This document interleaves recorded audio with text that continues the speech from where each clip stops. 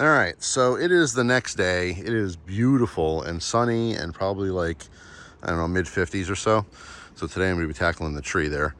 But before I play with knives, let's go over the rest of this because this is frustrating, right? So they replaced the piece, right, which is in here. You saw this probably in the other video. I will say, just in touching it, it's just a little bit, there's less play. It feels exactly like the other side, which is good, right? That's a good thing. It's tighter. The problem, as you saw in the previous little video clips, is that it's just not spraying at the right angle. The issue, to me, is that there's no bracket here. This is just the cutout in the hood.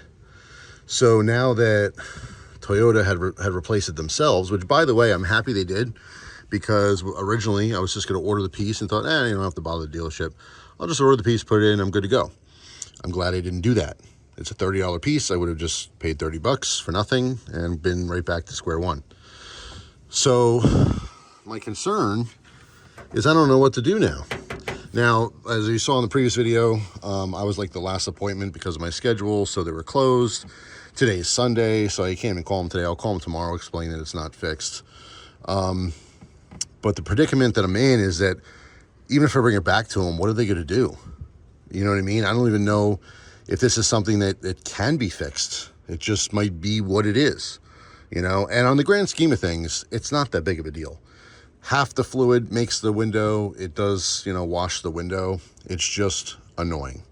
This is just one of those, you know, fit and finish type deals that just bugs you. You know, it's not a cheap vehicle.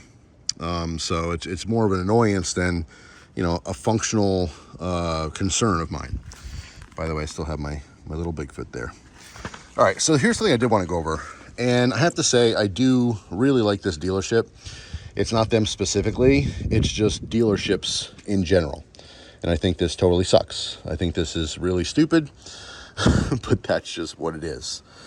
They obviously said it was covered under warranty, which thank God, because here's the breakdown of what they would have charged to fix this piece. Now keep in mind, in order to fix or replace this piece, you have to push right there with a screwdriver. It pops out. Then it's just connected to a hose. You pull it off the hose, push a new one on, and push it back in place. You could probably, if you practice, you could probably do that in about 6 seconds. If you really take your time and take a sip of your coffee, maybe a full minute. But the dealerships don't charge by the minute, they charge by the hour. So that would have cost me $221.30 if it was not covered under warranty, which I think is insane. So their hourly rate is $169.95. I totally understand that that is just what it is. It's very commonplace for a dealership to charge an hour's worth of time, you know, if it's something that takes less than an hour. You know, they don't go by the minute. I get that, fine. The part was $30.20. The tax was $12. This is the part that I think is stupid. Shop supply fee, $9.14. What is a shop supply fee, right? I had to actually look it up because I think I've seen this before, but I may have forgotten. I'm like, what was $9? I mean, there's the part, there's the labor, there's the tax. What else is there, right?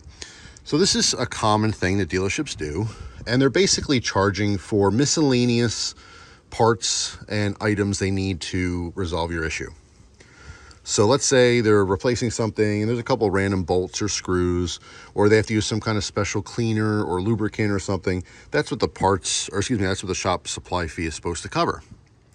But in this case, what do they do? I mean, I can't even justify the gloves. I mean, maybe a guy put on a pair of gloves to do this. Okay, well, gloves don't cost $9. You get a whole box of gloves for $9. You know what I mean? There's no extra parts involved. They took a plastic piece off, popped a new plastic piece on, snapped it in. Literally all they did. Now, what's also interesting, I didn't mention in the other video, was that when, you know, the person I was communicating with, my little, you know, manager that I was talking to for the service, they came and found me and said, hey, you know, we're going to just replace the piece. However, we don't have one in stock.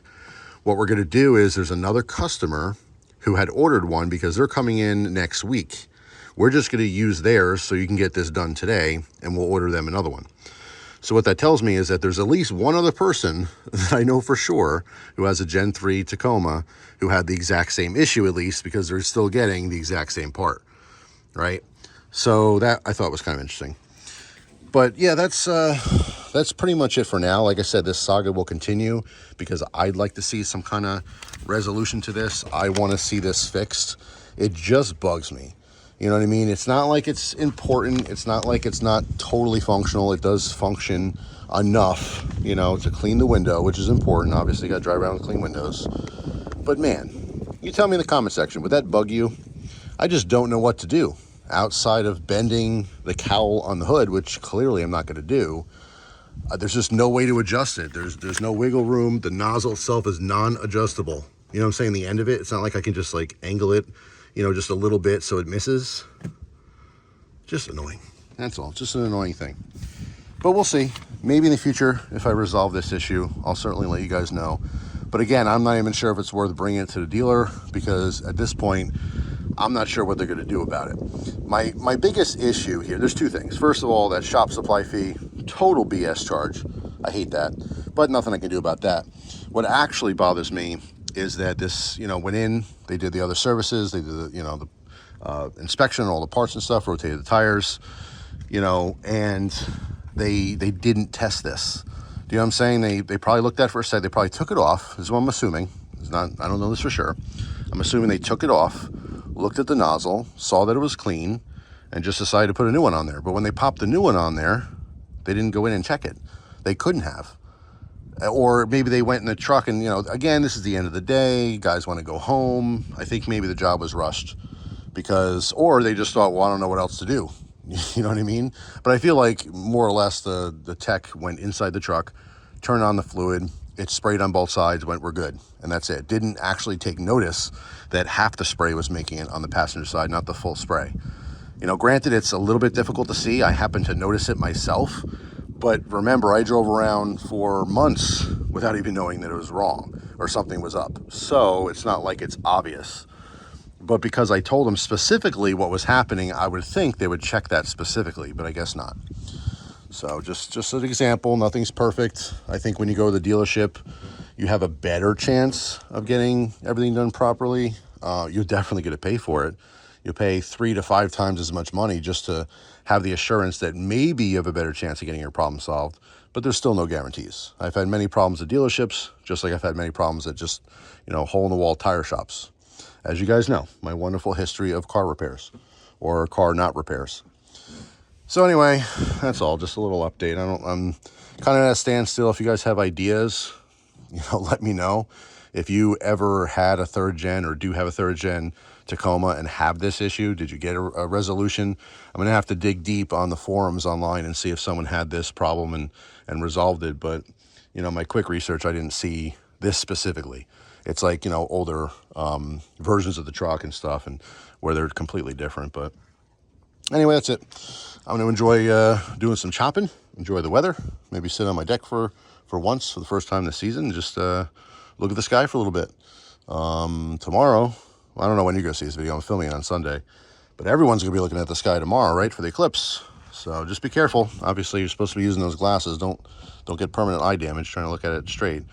I think you can look at it through a camera, but I don't know if it's going to damage the camera. Anyway, not a huge deal. You know what I'm saying? It's going to get dark for a couple minutes, and then it's not going to be dark, and that's it. So it's going to come and go. Anyway, that's all. Thanks for watching. Hope you guys have a wonderful day, and I'll see you tomorrow with a brand new video. Take care.